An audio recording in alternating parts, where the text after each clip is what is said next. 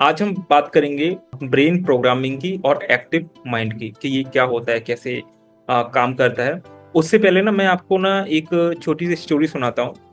कुछ समय पहले ना हमारे पास एक पेरेंट्स आए। उनका बच्चा ऑलरेडी हमारे पास मिड ब्रेन एक्टिवेशन कर रहा था। पेरेंट्स का कहना ये था कि बच्चा टीवी बहुत देखता है, मोबाइल यूज करता है और पढ़ाई करता ही नहीं है। हालांकि मिड ब्रेन एक्टिवेशन का कोर्स कर रहा है, रिजल्ट भी है उसके अंदर, लेकिन फिर भी टीवी देखता है। आप कुछ ऐसा करिए कि टीवी देखना बंद कर दे। कुछ आप ऐसा करो कि ये मोबाइल यूज करना बंद कर दे और पढ़ाई पे ज्यादा फोकस करे। एक दो बार बच्चे से बात की तो बच्चा बोल रहा, सर मुझे अच्छा लगता है, मुझे टीवी देखना अच्छा लगता है, उसमें कार्टून देखना अच्छा लगता है, मोबाइल में गेम खेलना अच्छा लगता है। मैंने बोला अच्छा। तो मैंने माता पिता को कहा कि एक छोटी सी एक्टिविटी है, आप इनको कराना शुरू करिए और फिर मुझे एक महीने के बाद बताना कि क्या रिजल्ट आया। वो छोटी सी एक्टिविटी क्या थी कि एक अफर्मेशन मैंने तैयार किया कि टीवी देखने के क्या क्या नुकसान हो सकते हैं। जैसे कि एक अफर्मेशन आप जब सुनते हैं किसी के अफर्मेशन है ना, तो वैसे एक अफर्मेशन थे कि मुझे टीवी नहीं देखना है। टीवी जब जब मैं देखता हूँ तो मैं ये महसूस करता हूँ कि मेरे ब्रेन की स्पीड कम हो रही है। जब जब मैं मोबाइल स्क्रीन यूज करता हूँ, गेम खेलता हूँ, तब तब मुझे एहसास होता है कि मेरी याद करने की क्षमताएं कम हो रही है। इस तरीके से कुछ अफर्मेशन उस टाइम पे मैंने बनाए थे जो मुझे लगा उस टाइम पे।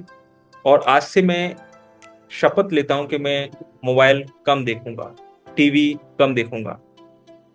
मैंने मोबाइल को कम देखना शुरू किया, टीवी को कम देखना शुरू किया और धीरे धीरे मेरा ब्रेन एक्टिव हो रहा है। मैं अपने ब्रेन का ज्यादा इस्तेमाल कर पा रहा हूँ। ऐसे कुछ अफर्मेशन उस टाइम पे बनाए क्योंकि मुझे लगा कि बच्चों को एक इनडायरेक्टली एक अफर्मेशन देते हैं कि सपोज कोई दूसरा व्यक्ति व्यक्ति बच्चों को कुछ बता रहा है। तो इस तरीके से अफर्मेशन की एक लिस्ट बनाई, एक म्यूजिक मैंने उनको दिया सुनने के लिए। और एक महीने के बाद जब माता पिता से डिस्कशन हुआ तो उन्होंने कहा, या बच्चे ने खुद बोला कि सर अब टीवी देखना अच्छा नहीं लगता, मोबाइल यूज करना अच्छा नहीं लगता। तो इसके पीछे वजह क्या थी कि जो अफर्मेशन मैंने उनको दिए थे, जो अफर्मेशन मैंने बनाए थे, उस अफर्मेशन में बार बार मैं उनको ये बोल रहा था बच्चे को कि टीवी देखना अच्छा नहीं है, मोबाइल यूज करना ठीक नहीं है, और इसको यूज करने से मुझे नुकसान हो रहा है, मेरी बौद्धिक क्षमता कम हो रही है, मेरी लर्निंग स्पीड कम हो रही है, मैं ठीक से याद नहीं कर पा रहा हूँ। अगर मैं इसको छोड़ देता हूँ, मोबाइल कम यूज करता हूँ, टीवी कम यूज करता हूँ, तो मेरा स्मरण शक्ति बढ़ेगा, याद करने की क्षमताएं बढ़ जाएंगी, मैं अच्छा परफॉर्मेंस कर पाऊंगा। तो ये बार बार जब वो डेली रात को सुनता था ऐसे अफर्मेशंस को, तो उसे ये विश्वास हो गया कि टीवी देखना, मोबाइल यूज करना गलत है क्योंकि इससे नुकसान होता है। अगर पढ़ाई करूंगा और इनका इस्तेमाल कम करूंगा तो मैं बहुत अच्छे से जो चाहता हूं वो कर पाऊंगा, मैं अपने ब्रेन का ज्यादा इस्तेमाल कर पाऊंगा, मैं और बच्चों से आगे निकल जाऊंगा। तो वहां से मुझे समझ में आया कि ऐसा भी कुछ हम ब्रेन प्रोग्रामिंग कर सकते हैं। जो आप चाहें वो कर सकते हैं। आपको प्रोग्राम जो डिजाइन करना चाहें कर सकते हैं। अब ये प्रोग्राम मेरे पास पहले से नहीं था, बस एक म्यूजिक मैंने सिलेक्ट किया कि कौन सा म्यूजिक हो सकता है, कुछ अफर्मेशन सिलेक्ट किए, बच्चे को मैंने विश्वास दिलाया, माता पिता को विश्वास दिलाया, और ये काम करने लगा। तो ऐसे ही काफी सारी चीजें जो मैं आज आपके साथ में शेयर करूंगा, उनको क्रिएट करने से बहुत कुछ आप कर सकते हो और बहुत सारे बच्चों के अंदर बदलाव लेके आ सकते हो, एडल्ट्स के अंदर बदलाव लेके आ सकते हो, है ना। अगर कोई काम नहीं कर पा रहा है, सपोज सपोज आप ही जैसे कोई काम कर रहे हैं और आपको प्रॉब्लम्स फेस हो रही है, मतलब आपको समझ में नहीं आ रहा कि इस सिचुएशन पे मैं क्या करूं, कभी आपके सामने कोई सिचुएशन आई है तो आप इससे बाहर कैसे निकले।